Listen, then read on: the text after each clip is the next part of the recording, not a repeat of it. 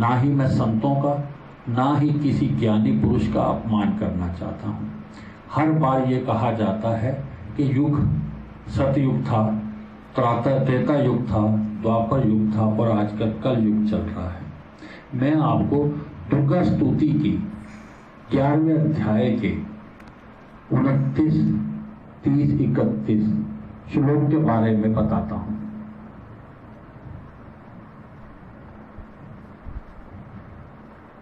तो आपको पता लगेगा कि युग किसे कहते हैं और युग परिवर्तन किसे कहते हैं।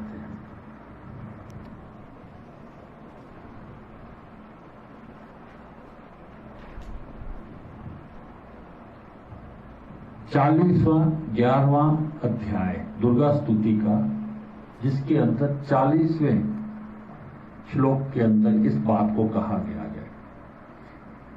36, 37, 38, 39 और 40 ये आपको मैं श्लोक बता रहा हूं दुर्गा स्तुति के 11वें अध्याय के।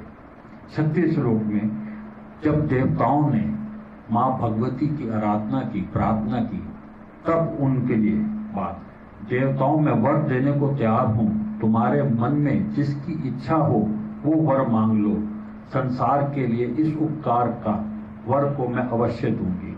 देवता बोले, हे सर्वेश्वरी, तुम इसी प्रकार तीनों लोगों की समस्त बाधाओं को शांत करो और हमारे शत्रुओं का नाश करती रहो। और 40वें अध्याय में दुर्गा क्या बोलती है देवताओं, 28वें, फिर मैं ध्यान से सुनिए, 28वें युग में शंभ और निशुंभ नाम के 2 महादैत्य उत्पन्न होंगे। एक बार फिर आपको बोल रहा हूं, 28वें युग में शुंभ और निशुंभ नाम के 2 महादैत्य उत्पन्न होंगे।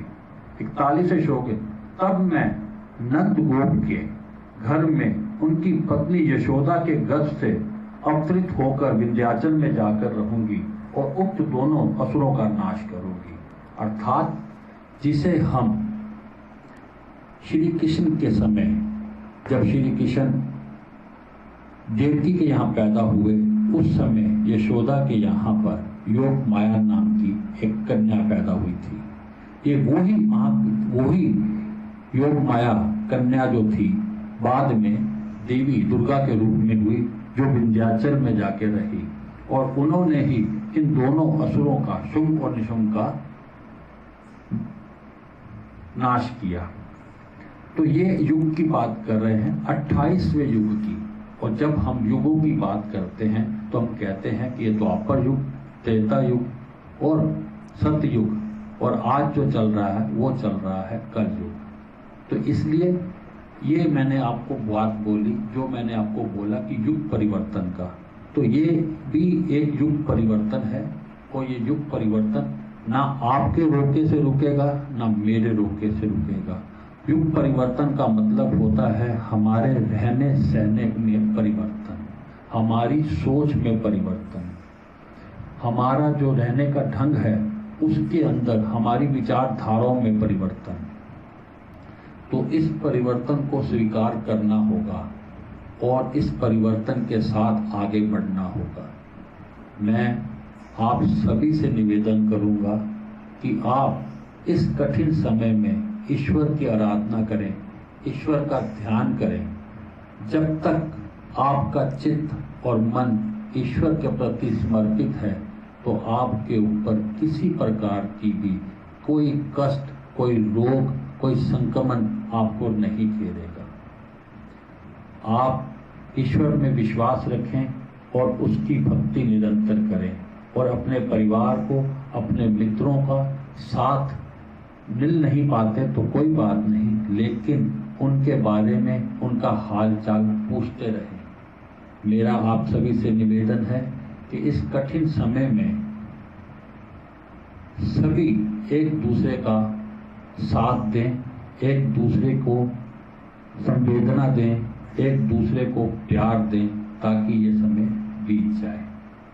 और जो मैंने आपको बताया श्लोक माँ भगवती का सर्व मंगल मांगल्ये शिवा सर्वदा साधके शरण्ये त्र्यंबके गौरी नारायणी नमस्तुते, अर्थात सबके भला में ही, सबके भले में ही हमारा भला है। इस पाठ का भी आप जाप करें।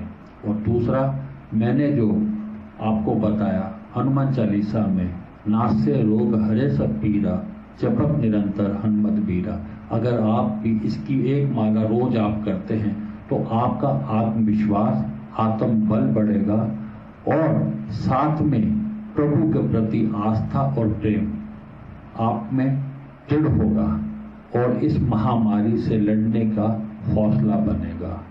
नासे रोग हरे सब पीरा जपत निरंतर हनुमत बीरा, संकट ते हनुमान छुड़ावे मन कर्म वचन ध्यान जो लावे, अर्थात जो हनुमान जी को याद करता है, हनुमान जी का स्मरण करता है और उनका पाठ करता है, वो हमेशा हर रोग से, हर बीमारी से मुक्ति पाता है।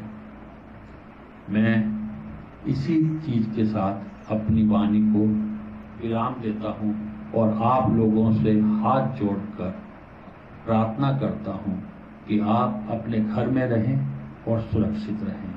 जब तक आपको जरूरत ना हो घर से बाहर ना निकले।